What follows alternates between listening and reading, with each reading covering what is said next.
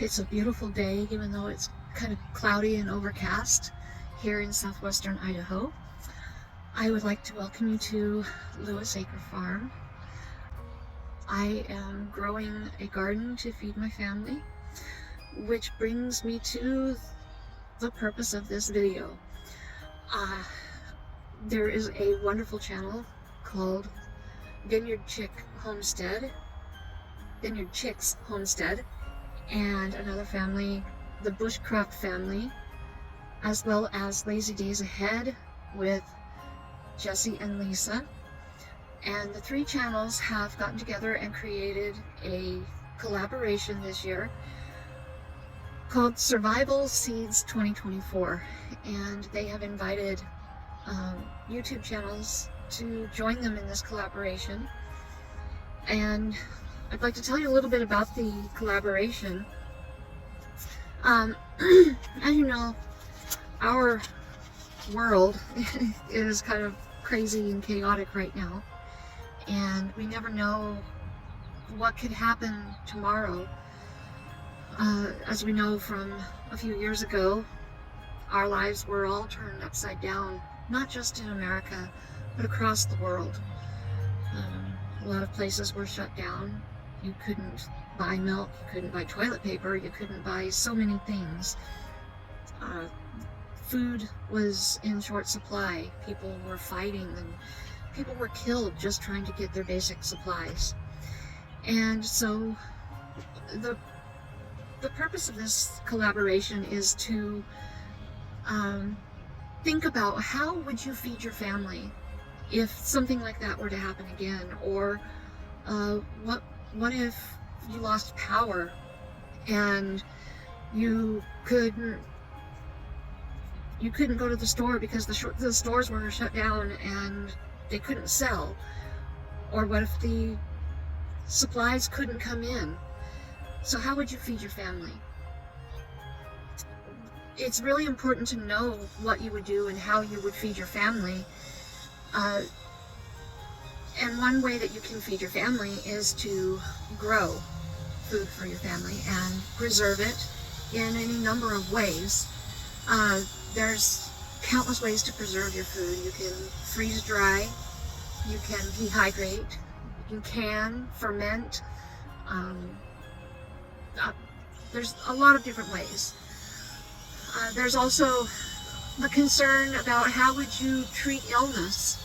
How would you treat injury? You know, God created this world and He provided us everything that we would ever need.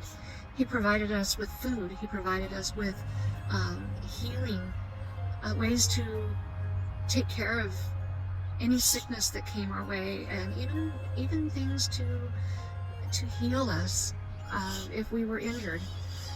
There's plants galore that can do so many different things. And that's the purpose behind this collaboration, is to learn these things and to share the things that we know with other people and to learn from other people in the collaboration. And so what the Vineyard Chicks and Bushcraft family have done is they have taken the time to research different foods and different herbs, and to send seeds to those channels who would like to be a part of it and create videos to share with the rest of the world. And they've sent out seeds to them to grow this season. And so I signed up to be a part of this collaboration, and I received my seeds in the mail from the Vineyard Chicks. And I did go ahead and open the envelope to make sure everything was okay. But I wanted to share with you what I received from the Vineyard Chicks. And first of all, they created this most wonderful little flyer with everything we need to know about the collaboration. Survival Seeds Collaboration 2024. And on the inside, they gave us all their contact information should we have any questions, and also so that we would know where to send our videos. And then on the inside, on each of these flaps, they listed the seeds that they sent to us and provided information about the seeds, why they chose them, and how to grow them. And then they gave us the information about how to enter our videos in the collaboration, and when the videos would be playing, when they'd be hosting lives, etc. And on the back they have their logos for each of the channels that are hosting the collaboration. I think they did a phenomenal job on putting this together. And just so you know, the Vineyard Chicks Homestead channel is run by 3 wonderful young ladies that are, I believe they're 18 years old and younger, and they are doing a phenomenal job. I just want to give kudos to them for putting this together and for just really doing an amazing job at everything that they're doing. So without further ado, I would like to show you the seeds that they chose and let you know what I'm going to be growing this year. So for the collaboration, they put together these really cute little seed packets, and there's 6 of them. The first one that they put together for us was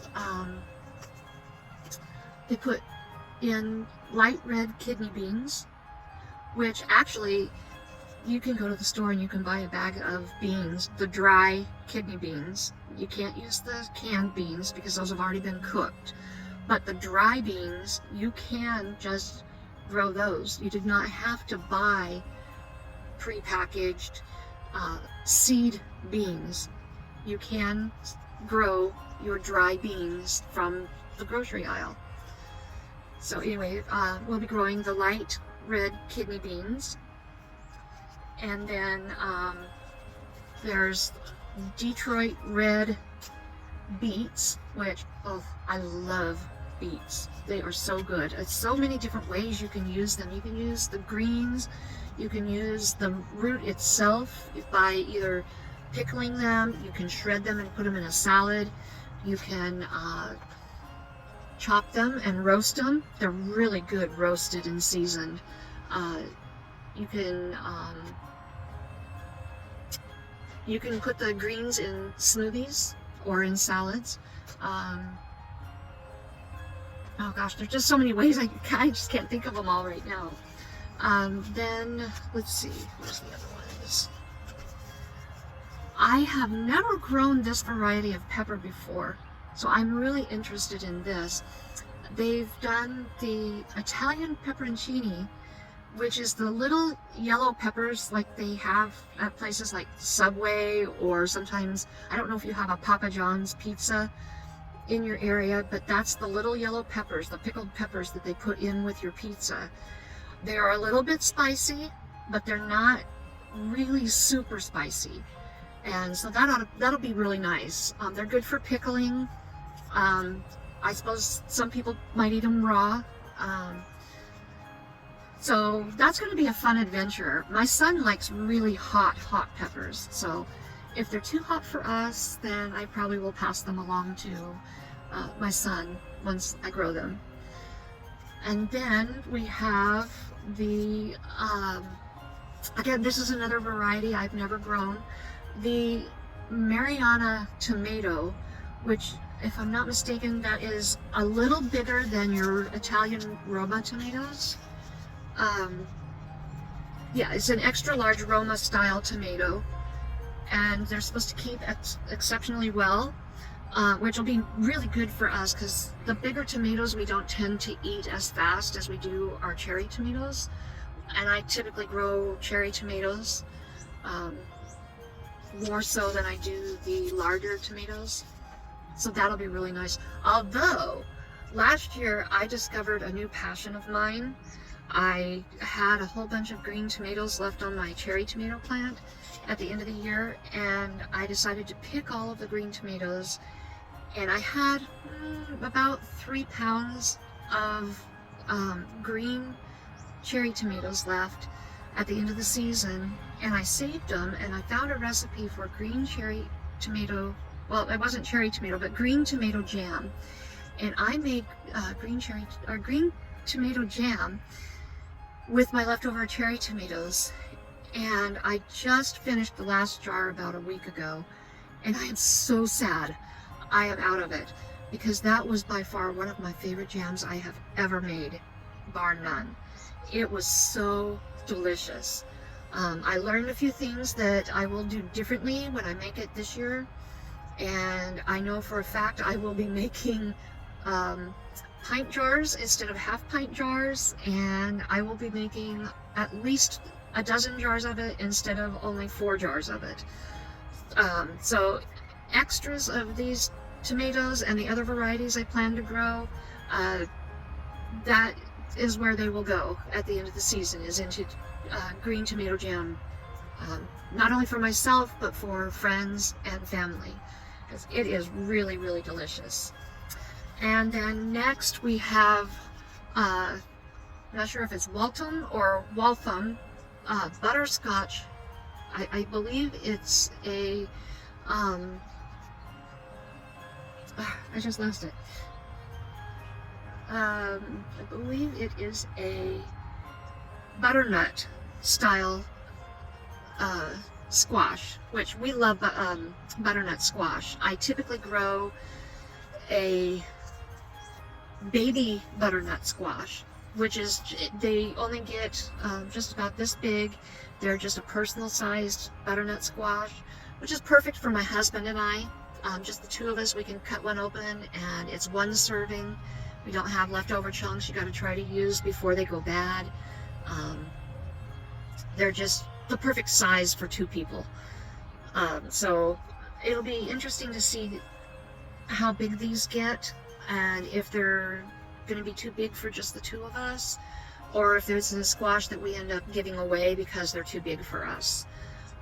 Either way, they will be used. We have a lot of people in the area. There's a lot of food banks that we can donate to, and anything excess, that's probably what we will do, is donate to the food banks. And then last but certainly not least is the Walla Walla onion. I have not had success growing any onions from seed. I have tried many times and I have just not had any success. However, I've been watching a lot of videos this year in trying to find out what I'm doing wrong.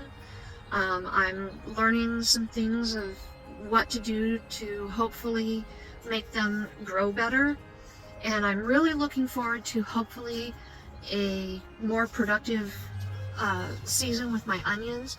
Now, I have grown onions, but I always bought them as baby plants from the store and planted them that way. So I'm really, really looking forward to a better year this year.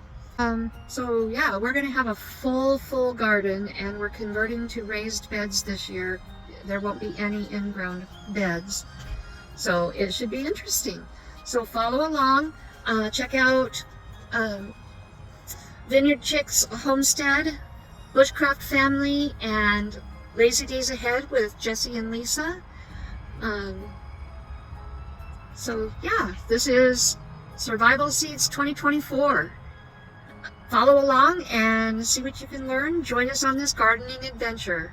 Thank you for watching.